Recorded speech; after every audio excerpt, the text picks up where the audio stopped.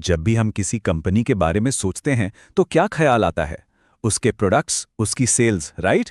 लेकिन एक चीज है जिस पर हम अक्सर ध्यान नहीं देते कि कंपनी अपने कमाए हुए पैसे का आखिर करती क्या है। यही वो राज है जो एक अच्छी और एक महान कंपनी के बीच का फर्क बताता है, और इसे ही कहते हैं कैपिटल एलोकेशन। एक सीईओ का सबसे जरूरी काम क्या हो सकता है? क्या यह है कि वो शानदार प्रोडक्ट्स बनाए, या फिर सेल्स को एकदम टॉप पर पहुंचा दे, या फिर एक बेहतरीन टीम को लीड करे? देखिए, ये सब जरूरी तो हैं, लेकिन एक काम है जो इन सबसे भी ऊपर है, और शायद वो नहीं है जो आप सोच रहे हैं। चलिए सीधे मुद्दे पर आते हैं और समझते हैं कि आखिर एक सीईओ का नंबर 1 काम है क्या। तो ये बड़ा सा शब्द कैपिटल एलोकेशन, आखिर ये है क्या भला? देखिए, बिल्कुल सिंपल शब्दों में कहें तो ये कंपनी के पैसे को मैनेज करने की कला है। मतलब मैनेजमेंट ये कैसे तय करता है कि जो भी पैसा आया है, चाहे प्रॉफिट से, लोन से या इन्वेस्टर्स से, उसको लगाना कहाँ है।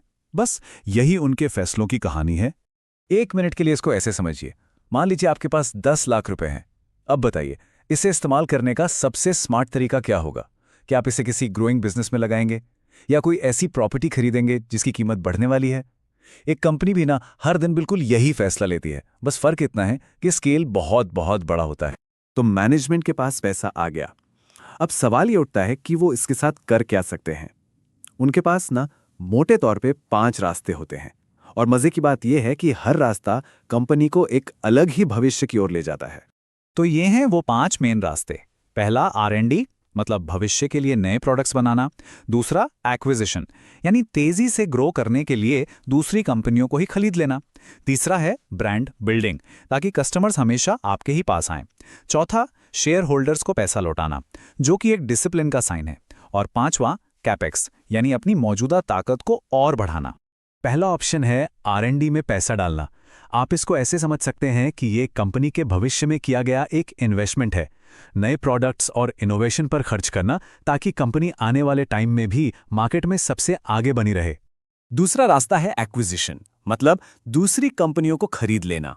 ये मार्केट में तेजी से आगे बढ़ने का एक शॉर्टकट तो हो सकता है, पर यह एक दो-धारी तलवार की तरह है। अगर सौदा गलत पड़ गया तो ये कंपनी को बहुत भारी नुकसान पहुंचा सकता है। तीसरा है ब्रांड बिल्डिंग। जरा एप्पल या नाइकी के बारे में सोचिए। ये सिर्फ प्रोडक्ट्स नहीं बेचते, ये एक ब्रांड बेचते हैं। तो मार्केटिंग और एडवर्टाइजिंग में पैसा लगाकर एक कंपनी एक ऐसी इंटैंजिबल वैल्यू बनाती है जिसके लिए लोग खुशी खुशी ज्यादा पैसे देने को तैयार रहते हैं। अब आता है चौथा ऑप्शन, पैसा शेयर होल्डर्स को लौटा देना। सुनने में शायद थोड़ा अजीब लगे, लेकिन ये एक बहुत ही स्मार्ट मूव हो सकता है।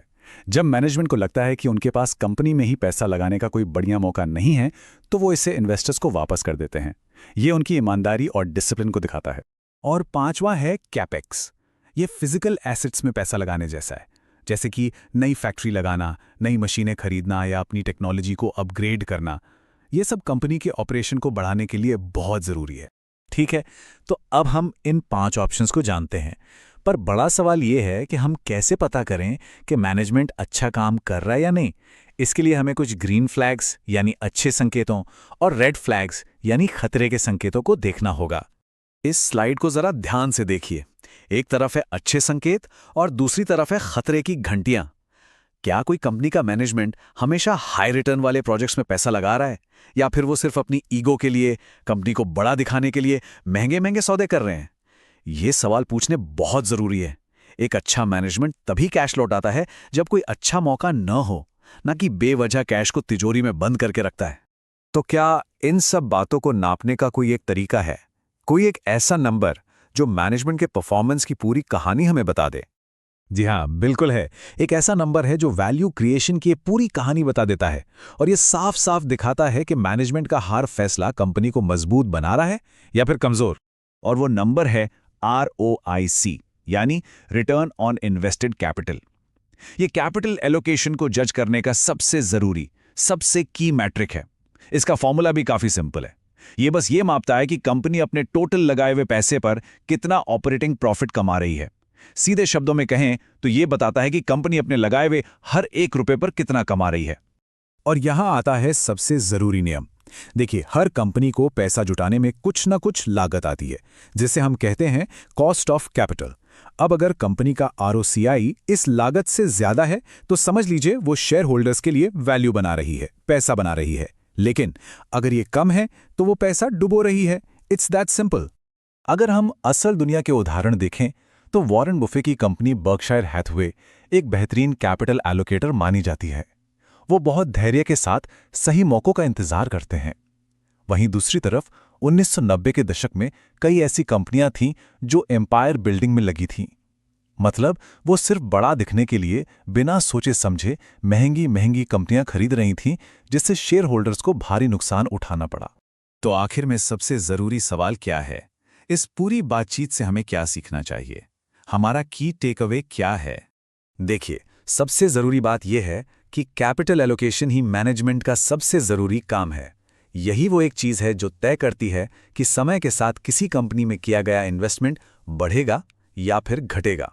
तो अगली बार जब भी किसी कंपनी को एनालाइज करें तो हमेशा खुद से ये एक सवाल जरूर पूछें, क्या मैनेजमेंट कंपनी की सुरक्षा खाई यानी उसके मोट को और ज्यादा मजबूत बना रहा है, या वो बस यूं ही पैसा खर्च कर रहा है? दोस्तों, इस विश्लेषण को देखने के लिए बहुत बहुत शुक्रिया। जाने से पहले नीचे कमेंट्स में जरूर बताइएगा कि आप अगली बार किस स्टॉक या सेक्टर का एनालिसिस देखना चाहेंगे। मैं आप सबके कमेंट्स पढ़ता हूं। और हां, यहां हम सिर्फ स्टॉक्स पर बात नहीं करते, बल्कि हर फंडामेंटल रेशियो को डिटेल में समझाते और सिखाते भी हैं, ताकि हर कोई खुद कंपनियों को एनालाइज कर सके। तो ऐसी ही डीप लर्निंग और मार्केट इनसाइट्स के लिए चैनल को अभी सब्सक्राइब करें। और हां, बेल आइकॉन दबाना मत भूलिएगा। देखने के लिए धन्यवाद। जल्दी मिलते हैं। Disclaimer. Educational content only. Not SEBI registered. This is not a buy/sell recommendation. Invest at your own risk.